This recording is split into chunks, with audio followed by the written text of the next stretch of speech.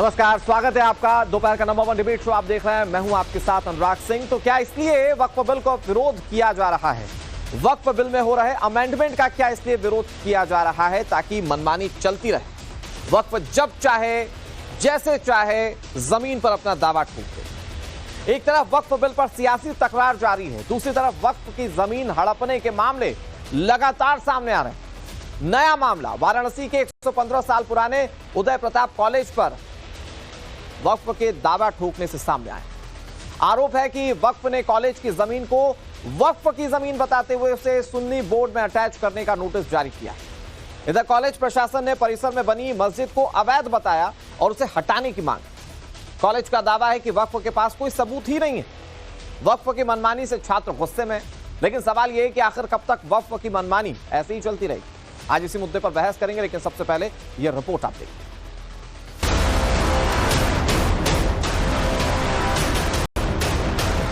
एक तरफ वक्फ संशोधन बिल को लेकर सियासत जारी है। विपक्षी दलों की नाराजगी के बाद फिलहाल वक्फ बिल पर बनी जेपीसी का कार्यकाल अगले सत्र तक के लिए बढ़ा दिया गया है। लेकिन इस बीच वक्फ बोर्ड की जमीन हड़पने के कारनामे लगातार सामने आ रहे हैं। ताजा मामला वाराणसी के प्रसिद्ध उदय प्रताप कॉलेज का है। आरोप है कि वक्फ बोर्ड ने 115 साल पुराने इस कॉलेज पर अपना दावा ठोक दिया है। बोर्ड ने कॉलेज की जमीन पर अपना हक जताते हुए कॉलेज को नोटिस भी जारी किया था। वक्फ एक्ट 1995 के तहत भेजे गए इस नोटिस में कॉलेज की संपत्ति को सुन्नी बोर्ड से अटैच करने की बात कही गई। पूरा मामला 2018 का है।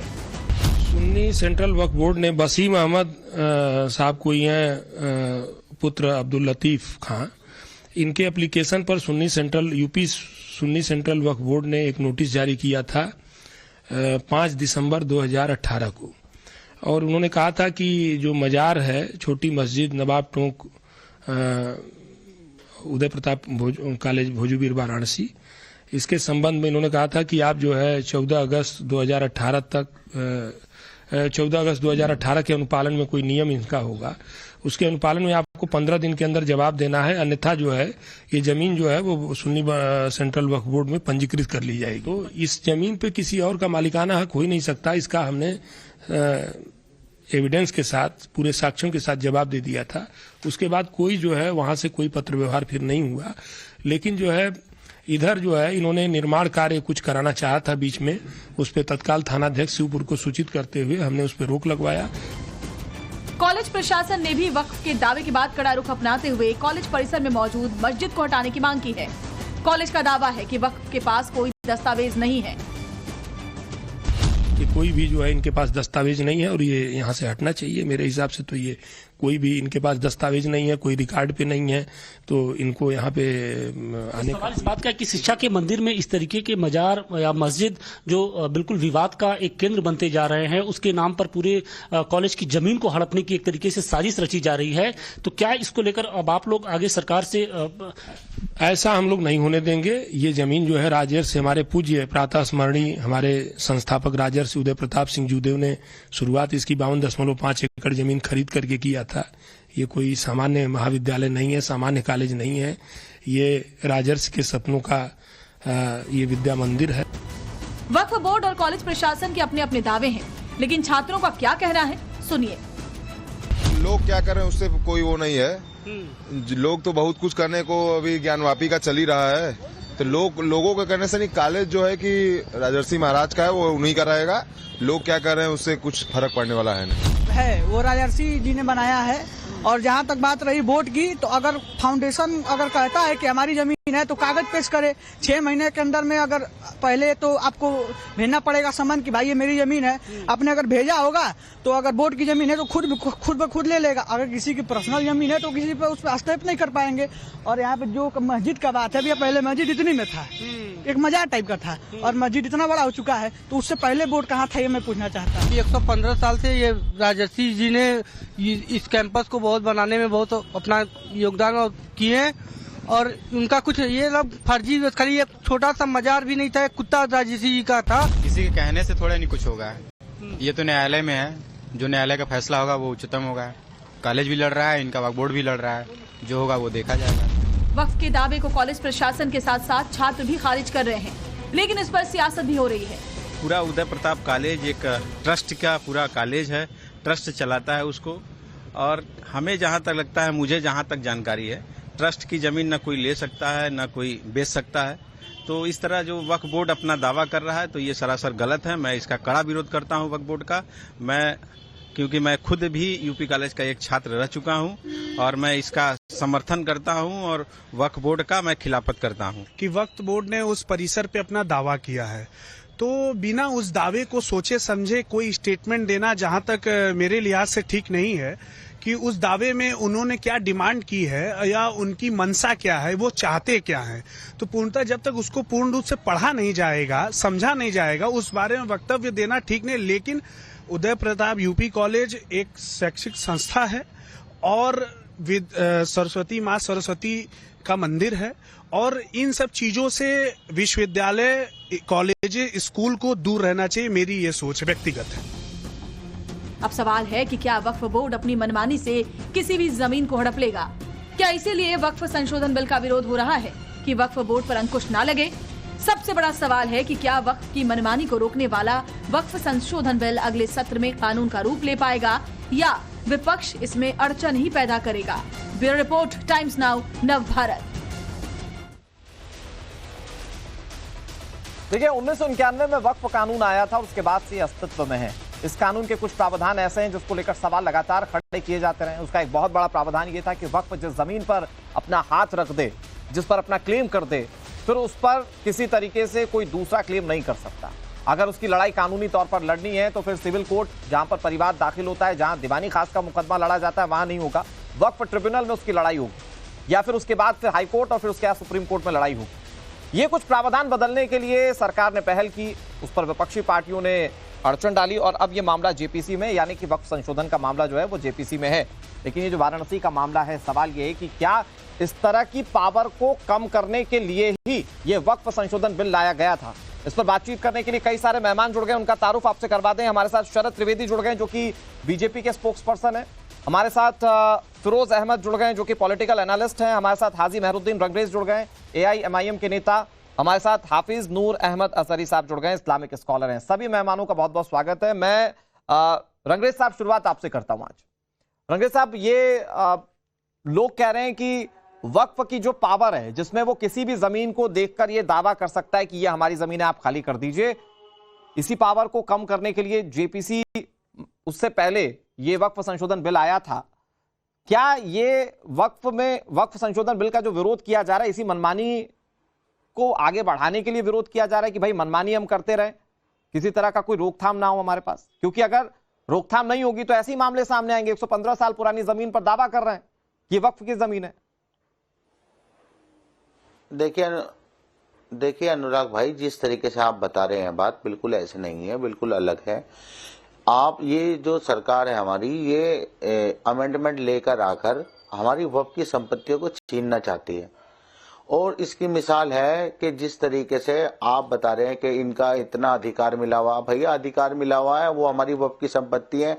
वो कोई सरकारी संपत्ति तो है नहीं, वो तो प्राइवेट संपत्ति है। वो हमारे बड़े बुजुर्गों ने जो है वक्फ जो की है वो संपत्ति है। और जिस तरीके से पहले सरकार जो है NRC का बिल लेकर आई थी, उसमें हमारी नागरिकता छीनने की बात थी, और ये वक्फ अमेंडमेंट जो बिल है, इससे हमारी जमीन छीनने के लिए है। ये तो हमारे लिए मिनी NRC है, उसमें वक्फ की संपत्ति, उसमें जो है वाराणसी वाले मामले पर जवाब दीजिएगा रंगरेज भाई।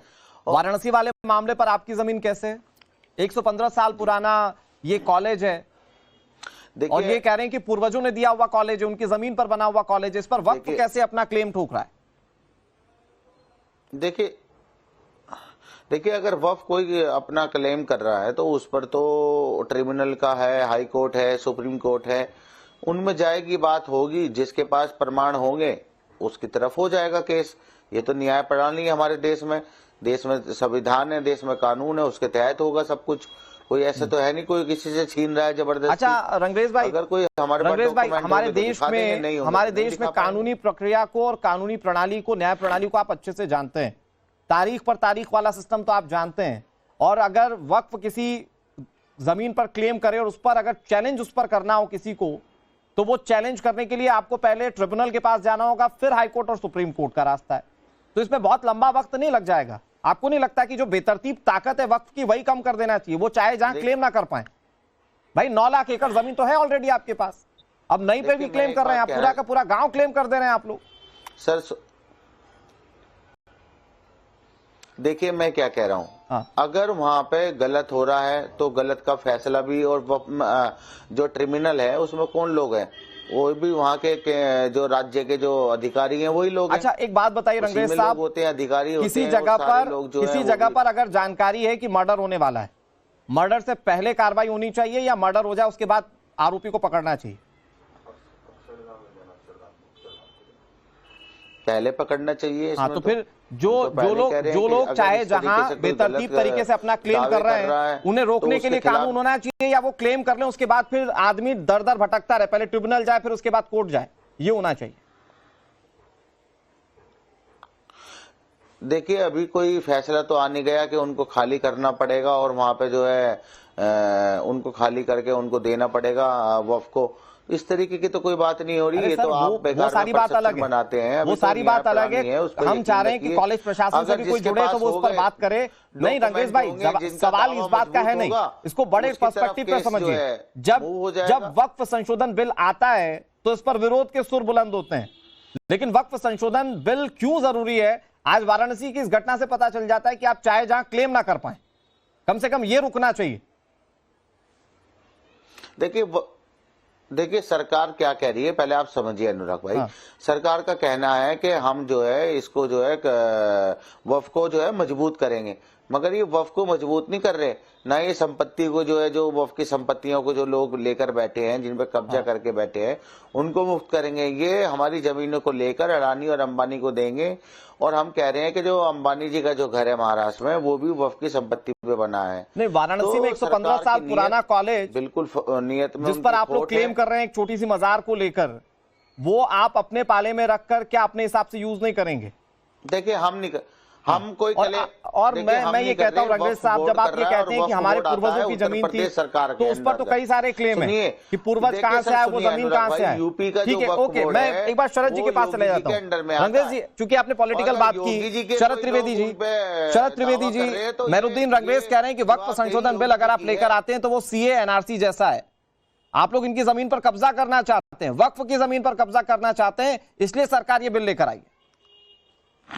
अनुराग जी, मैं पेशे से वकील हूं तो मैं सिर्फ मुद्दों की बात करना चाहता हूं और जो फैक्ट है उनकी बात करना चाहता हूं।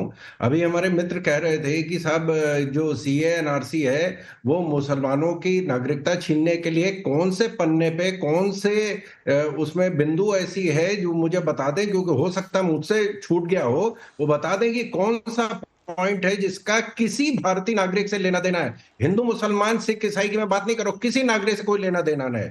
और ये जो वक्फ बिल लाया गया था वो सिर्फ इसलिए लाया गया था कि गैर कानूनी तरीके से आप लोगों की जमीन पे कब्जा करिए, और किसी भी धर्म की, ये धर्म का इससे कोई लेना देना नहीं है। किसी की भी कोई भी जमीन हो आप उस पर जब चाहे दावा कर सकते हैं।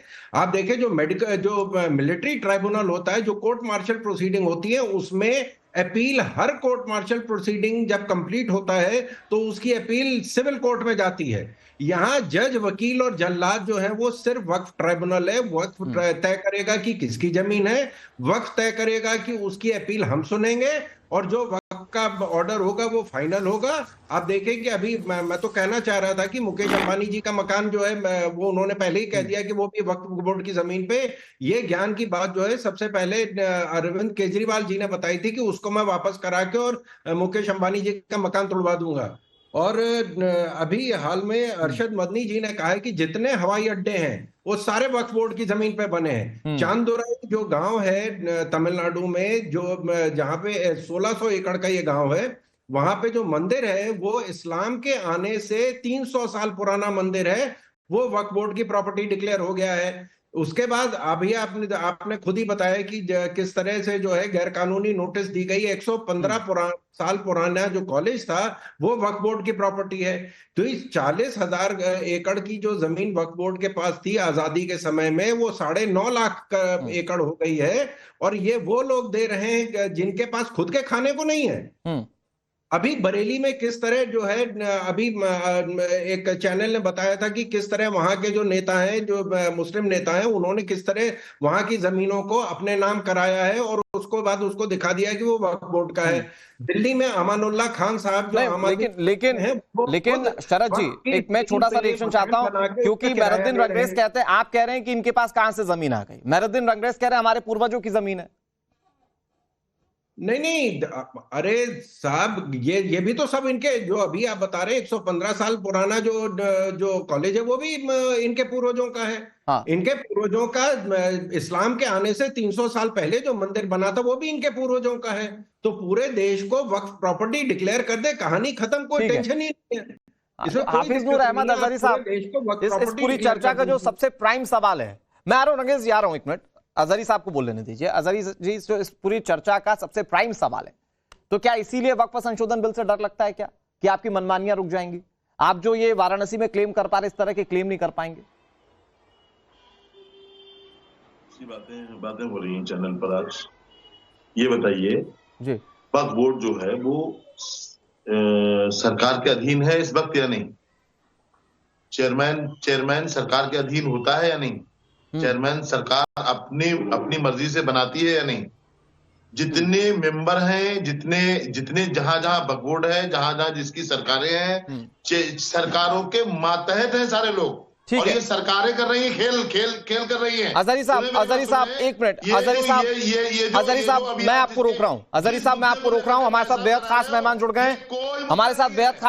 गए हैं, प्रोफेसर डीके सिंह जुड़ गए हैं, जो कि प्रिंसिपल हैं उदय प्रताप कॉलेज के। अजहरी साहब मैं फिर से आ रहा हूं। प्रिंसिपल साहब, बहुत बहुत स्वागत है आपका टाइम्स नाम नवभारत पर। सर, सबसे पहले क्या नोटिस आया, आप ये बता दीजिए, और उस नोटिस के जवाब में आपने क्या कहा, और इस वक्त वक्फ बोर्ड आपसे क्या कह रहा है उस क्लेम को लेकर जिसपे वो दावा कर रहा है कि उस पूरे कॉलेज में उसका हिस्सा है? देखिए, सन 2018 में एक नोटिस जो है सुन्नी सेंट्रल वक्फ बोर्ड से उदय प्रताप कॉलेज प्रशासन को मिली थी, और जिसका जवाब उस समय हमारे तत्कालीन प्रबंध समिति के जो सचिव हैं प्रोफेसर डॉक्टर यूएन सिन्हा साहब, उन्होंने उसका जवाब उस समय भेज दिया था, और जवाब में यही कहा था कि ये इंडाउमेंट ट्रस्ट की जमीन है, और चैरिटेबल इंडाउमेंट ट्रस्ट एक्ट के अंतर्गत 1909 में राजर्षि उदय प्रताप सिंह जूदेव ने इसकी स्थापना की थी कॉलेज की, और उन्होंने 52.5 एकड़ जमीन जो है वो खरीद करके जो है चैरिटेबल इंडाउमेंट बनाया था, और चैरिटेबल इंडाउमेंट एक्ट के अंतर्गत ही इसका संचालन हो रहा है।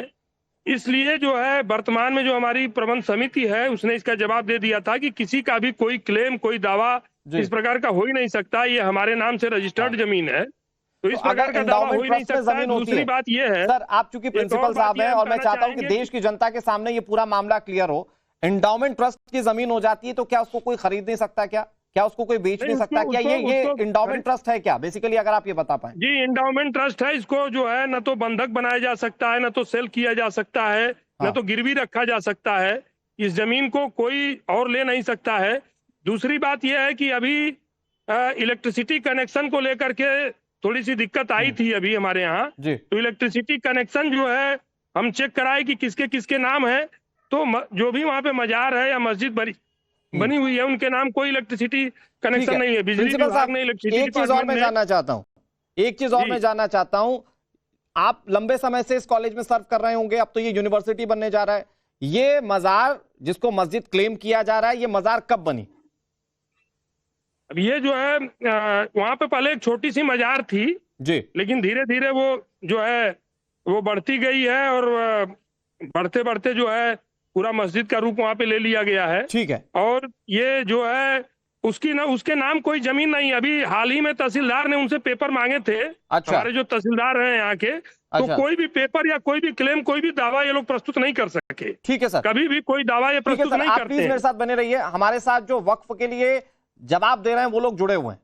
मैं अजहरी साहब अब आपके पास आता हूं। एक ऐसी जमीन जिसको राजेंद्र सिंह जुदेव जी ने बनवाया था, उन्होंने उदय प्रताप सिंह जुदेव जी, तो राजा साहब ने जब इसको बनवाया था और इसे जब हैंडओवर कर दिया अपनी अगली पीढ़ी के लिए, और ये एंडाउमेंट ट्रस्ट की जमीन है, जैसा प्रिंसिपल साहब बता रहे कि ना इसको कोई खरीद सकता है ना इसे कोई बेच सकता है, तो फिर वक्फ बोर्ड का दावा कैसे? और जैसा कि प्रिंसिपल साहब ये क्लियर कर दे रहे हैं कि वहां पर ये निकाला गया दीवानी खास में कि क्या कोई मस्जिद के नाम से या फिर मजार के नाम से कोई जमीन रजिस्टर्ड है, तो वो कह रहे हैं ऐसा भी नहीं है, इलेक्ट्रिसिटी बिल तक नहीं मिल रहा मजार के नाम का, फिर दावा कैसे कर रहा है वक्फ बोर्ड? आज के माहौल में वक्फ बोर्ड ने कहीं पर दावा किया है तो मेरा मानना यह है कि वो वक्फ बोर्ड का नहीं है दावा, वो सरकार का दावा है, वो हुकूमत का दावा है। अच्छा, वो जिस प्रदेश अच्छा, का मसला हो उस प्रदेश तो के अजहरी साहब अगर हुकूमत का भी दावा है तो हुकूमत अगर अपनी ही पावर को कम करने के लिए संसद में बिल लेकर आई है तो उसका तो समर्थन करना चाहिए। नहीं, वो ये इस तरह से बातें करने के बाद वक्फ बोर्ड की छवि खराब की जा रही है ताकि हम ऐसा कर सकें। वक्फ बोर्ड में ये होता है, ठीक है। फिरोज बख्त साहब, मैं आपके पास आता हूँ। तमिलनाडु में एक गांव जिसमें 95% हिंदू रहते हैं वो पूरा वक्फ बोर्ड का है। इसके अलावा पटना में फतुहा में गोविंदपुरा नाम का गांव जो पूरा वक्फ बोर्ड का है, जहां पर हिंदू रहते हैं ज्यादातर लोग।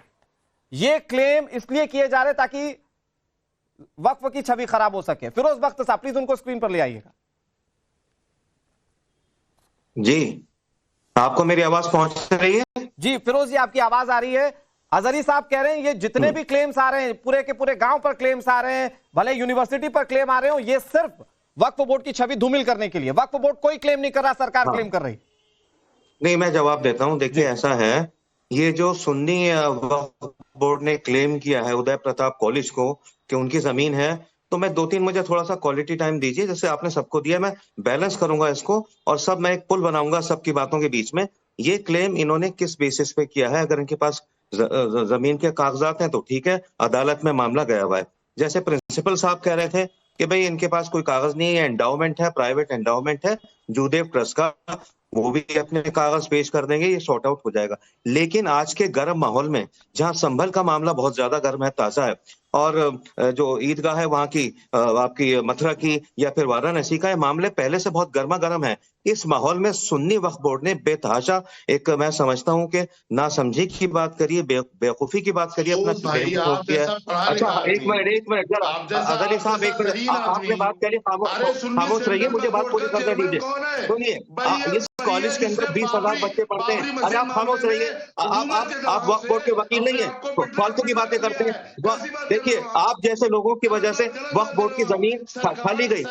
देखिए, वक्फ बोर्ड के जितने ऑफिसर थे पिछले 75 साल से, वक्फ बोर्ड के जितने ऑफिसर थे उन्होंने जमीनें खा ली, मदरसे की जमीनें खा ली, उन्होंने मस्जिद की जमीनें खा ली, खानकाहों की जमीनें खा गए वो लोग। ठीक है, दिल्ली के अंदर जब हम आते हैं रिंग रोड से, तो वहां पे रेलवे यार्ड की बहुत बड़ी जमीन थी, वो भी वक्फ बोर्ड बेच के खा गया। सबसे बड़ा नुकसान वक्फ बोर्ड को। फिरोज बख्त साहब एक मिनट, फिरोज बख्त साहब, आप ये कहना चाह रहे हैं कि वक्फ बोर्ड के अंदर भी धांधली है?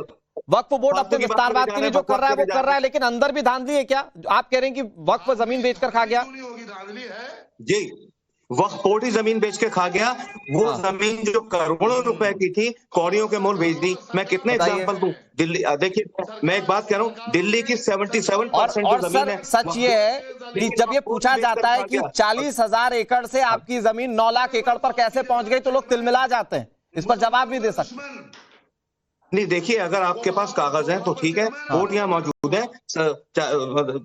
लोकल कोर्ट से लेकर सुप्रीम कोर्ट तक मौजूद है। तो मेरे कहने का मकसद है कि जितने भी लोग यहाँ पर कह रहे हैं कि ये उदय प्रताप कॉलेज वक्फ बोर्ड की जमीन है, इन्होंने बहुत गलत वक्त पे इस मामले को उठाया। अब इससे क्या होगा? जो वहां पर दरगाह है, फिरोज जी, मैं एक लाइन में पूछ रहा हूँ आपसे, नमाज पढ़ने जा रहे हैं, वक्त गलत है ये बात अलग है, लेकिन अगर आप किसी की भी जमीन पर उठकर क्लेम कर दे तो क्या ये सही कह सकते हैं आप? ठोकना चाहिए था उनको, इस तरह का क्लेम नहीं ठोकना चाहिए था।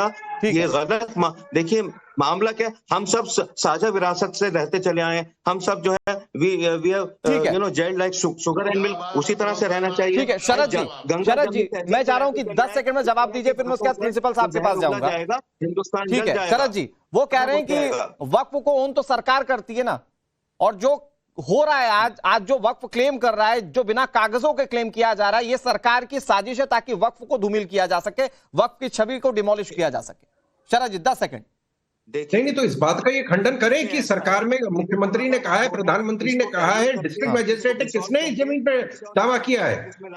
ये खाली आप देखें कि CA/NRC का जब दंगा हुआ था तो लोगों से, हमारे प्रेस के मित्रों ने पूछा कि आप इसलिए इसमें जुलूस में क्यों आए, तो उन्होंने कहा हमें नहीं पता है, जो बगल में मौलाना साहब पेड़ के नीचे बैठे वो बताएंगे, हमें तो सिर्फ दंगा करने के लिए बुलाया गया है।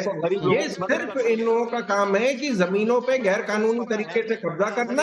एक भी अच्छा ठीक है, रंगरेज साहब 10 सेकंड मैं आपको देता हूँ। रंगरेज साहब हमारे साथ प्रिंसिपल साहब जुड़े हुए हैं और वो कह रहे हैं कि कोई ऐसा आधार नहीं है जिस पर वक्फ ये दावा कर पाए कि वो जमीन कॉलेज वाली उनकी है। तो कम से कम ये दावा तो गलत मानेंगे, बाकी सारे दावों को छोड़ दीजिए। रंगरेज साहब ये दावा तो गलत कर रहा है वक्फ कमेटी की रिपोर्ट। अनुराग जी देखिए, मेरा कहना अनुराग भाई एक ही है कि वक्फ बोर्ड जो है वो योगी जी के अंतर्गत आता है और वक्फ बोर्ड की जो ये गतिविधियां और ये जो नोटिस दिए जा रहे हैं ये साजिशन दिए जा रहे हैं और सरकार खुद चाहती है कि ऐसी कंट्रोवर्सी पैदा हो जो समाज को बांटने का काम करे, आपको अजहरी जी को और रंगरेज जी को, आप दोनों मेरे सम्मानित हैं। मैं लास्ट में कंक्लूजन में एक ही बात कहूंगा, आप दोनों बात कह रहे हैं कि सरकार के अधीन आता है, तो सरकार अपने अंतर्गत और अपने अधीन आने वाली चीज में जब बदलाव कर रही तो आप लोगों को दिक्कत क्यों है?